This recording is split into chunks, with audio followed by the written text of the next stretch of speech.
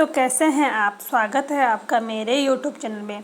तो आज की वीडियो की हम यहाँ शुरुआत करते हैं हिंदी से। आज यहाँ पे हिंदी की ये पहली वीडियो है, तो प्लीज़ वीडियो को शेयर करें, लाइक करें और यहाँ पे चैनल को सब्सक्राइब ज़रूर करिए। तो आज की वीडियो में हम यहाँ पे जानेंगे हिंदी भाषा का विकास, हिंदी भाषा के अंतर्गत कौन कौन सी उपभाषाएँ आती हैं और साथ ही साथ हम यहाँ पे जानेंगे कि कौन कौन सी यहाँ पे प्रमुख बोलियाँ हैं। तो शुरू करते हैं यहाँ पे हिंदी जो भाषा है, तो हिंदी भाषा यहाँ पे भारोपीय परिवार की शाखा है।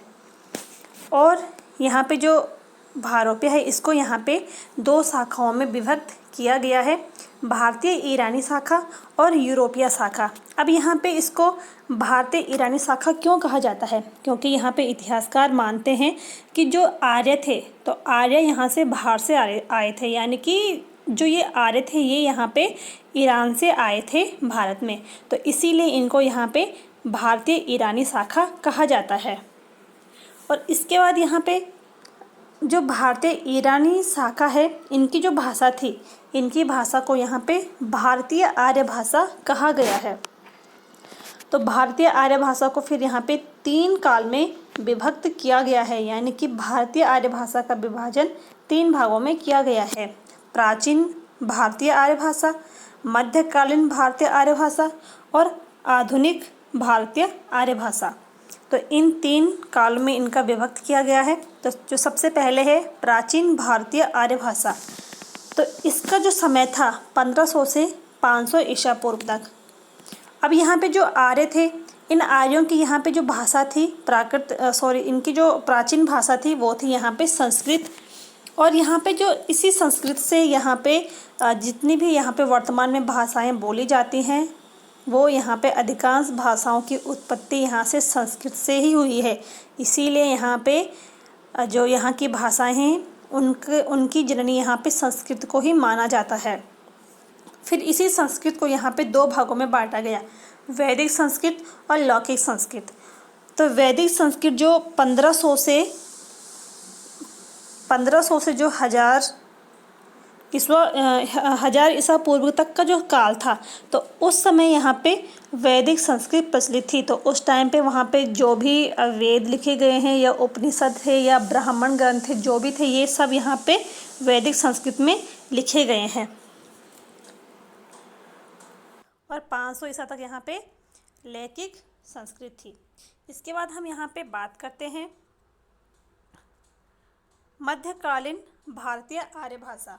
तो मध्यकालीन भारतीय आर्य भाषा का जो समय था वो था यहाँ पे 500 ईसा पूर्व से 100 ईसा पूर्व तक। और मध्यकालीन में जो भाषाएं थी, पाली, प्राकृत भाषा और उसके बाद यहाँ अपभ्रंश है। तो यानी कि जो यहाँ पे संस्कृत के बाद यहाँ पे पाली भाषा का यहाँ पे विकास हुआ है। तो पाली भाषा में महात्मा बुद्ध ने यहाँ पे जो भी उपदेश दिए हैं, तो उनके जो उपदेश थे ये यहाँ पे सारे पाली भाषा में थे। उसके बाद पाली भाषा के बाद यहाँ पे विकास होता है प्राकृत भाषा का। तो जो जैन धर्म के 24वें तीर्थकार थे महावीर स्वामी, जैन धर्म के 24वें तीर्थकार महावीर स्वामी, उन्होंने अपने सारे उपदेश यहाँ पे प्राकृत भाषा में दिए थे। और प्राकृत के बाद यहाँ पे विकास होता है अपभ्रंश का, और अपभ्रंश हिंदी का विकास होता है। इसीलिए यहाँ पे हिंदी के इतिहास का आरंभ होता है वो यहाँ अपभ्रंश से होता है। हिंदी के इतिहास का विकास वो अपभ्रंश से ही माना जाता है। इसके बाद यहाँ पे जो आधुनिक भारतीय आर्य भाषा है, इसका जो समय था वो था 100 ईसा पूर्व से और अब तक जो अभी चल रहा है। तो इसके अंतर्गत यहाँ पे जो भाषा आती है हिंदी, यानी कि मिश्रित हिंदी। तो यहाँ पे हिंदी भाषा की जननी संस्कृत को माना गया है।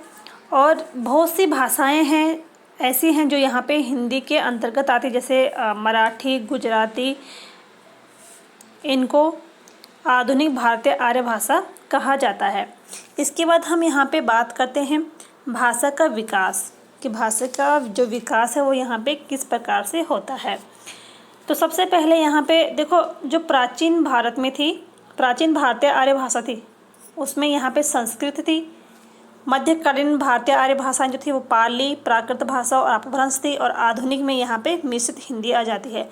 तो सबसे पहले यहाँ पे आती है संस्कृत, और संस्कृत के बाद यहाँ पे विकास होता है पाली का, पाली भाषा के बाद यहाँ पे विकास होता है प्राकृत का, और प्राकृत भाषा के बाद यहाँ पे विकास होता है अपभ्रंश का, और अपभ्रंश के बाद अवहट, और अवहट के बाद यहाँ पे हिंदी का विकास होता है।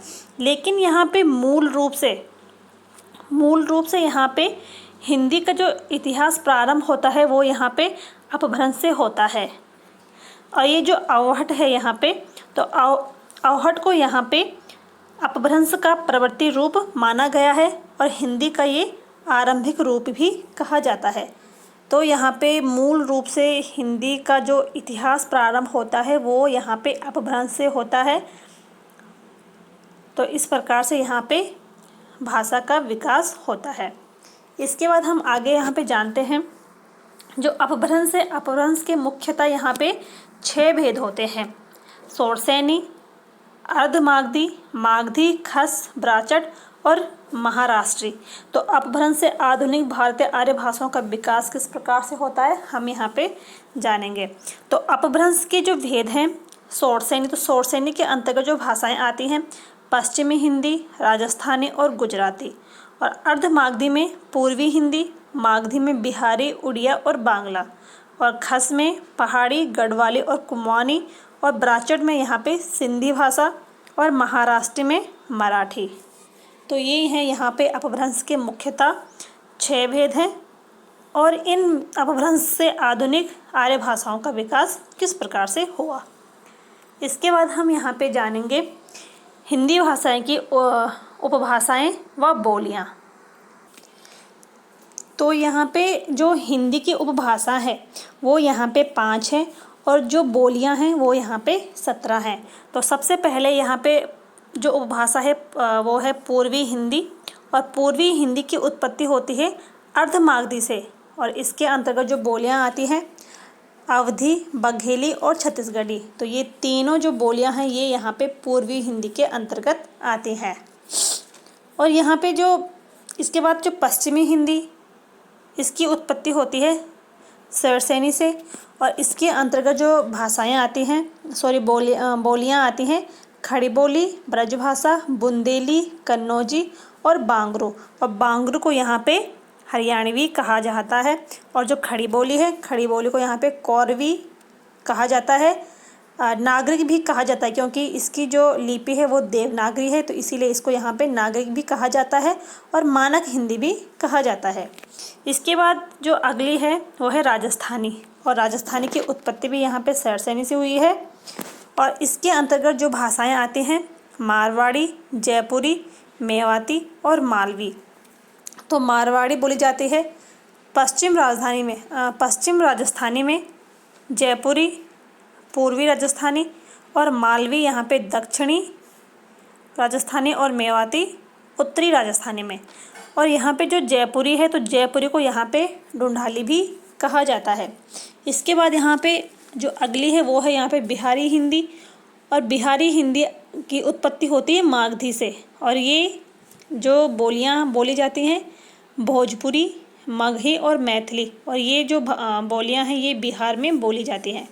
इसके बाद यहाँ पे 5वीं है पहाड़ी हिंदी, और इसकी उत्पत्ति होती है खस से, और इसके अंतर्गत जो बोलियाँ हैं गढ़वाली और कुमाऊनी। तो गढ़वाली यहाँ पे गढ़वाल में बोला जाता है, और कुमाऊनी भाषा कुमाऊं क्षेत्र में बोली जाती है। इसके बाद हम यहाँ पे जानेंगे देवनागरी लिपि। देवनागरी लिपि, तो देवनागरी लिपि यानी कि हिंदी भाषा की जो लिपि है वो यहाँ पे देवनागरी लिपि है। और लिपि यहाँ पे किसे कहते हैं, तो लिपि लिखित वर्ण संकेत है जिनके द्वारा भाव व विचारों को अभिव्यक्त किया जा सकता है। तो यानी कि भाषा की ध्वनियों को जिन लेखन चिन्ह के द्वारा यहाँ पे प्रकट किया जाता है वो यहाँ पे लिपि कहलाती है। और प्रत्येक भाषा की यहाँ पे अपनी एक लिपि होती है। जैसे यहाँ पे हिंदी भाषा की लिपि है देवनागरी, और अंग्रेजी भाषा की लिपि है रोमन और उर्दू भाषा की लिपि है यहाँ पे फारसी। तो इस प्रकार यहाँ पे प्रत्येक भाषा की अपनी एक लिपि होती है। इसके बाद हम यहाँ पे जानेंगे देवनागरी लिपि का विकास किस प्रकार से होता है।